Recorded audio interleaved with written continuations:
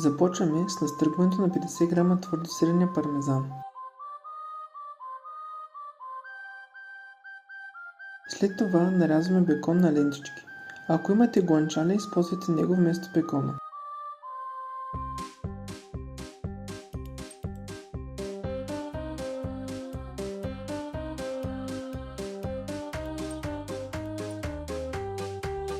В купа вчукваме едно цяло яйце и 2 жълтъка.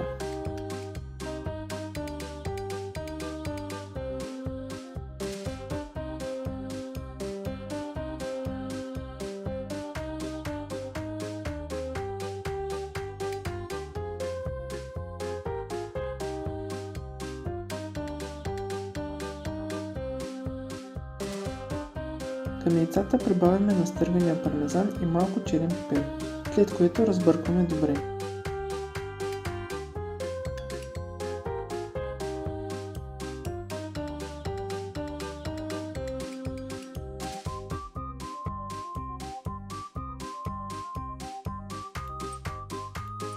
Във вряща вода слагаме спагетите и готвим до готовност.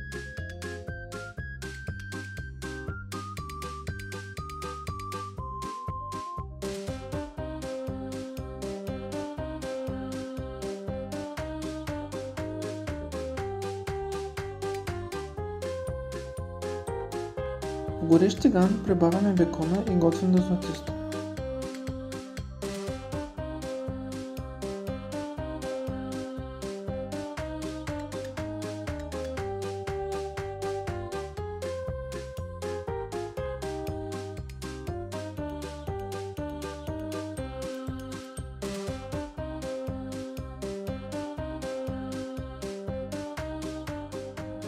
След като спагетите се сварят и ги прибавяме към бекона.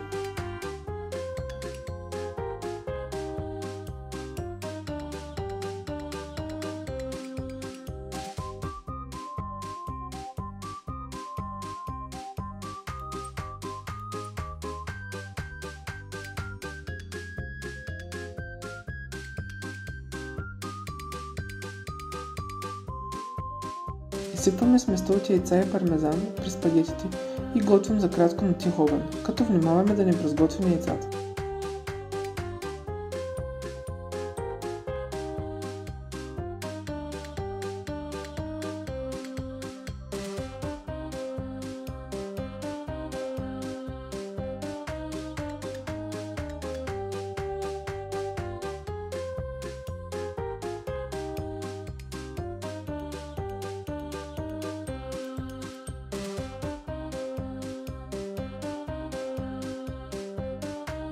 Ако видеото ви е харесало, оставете един лайк и се абонирайте за канала за още интересни рецепти.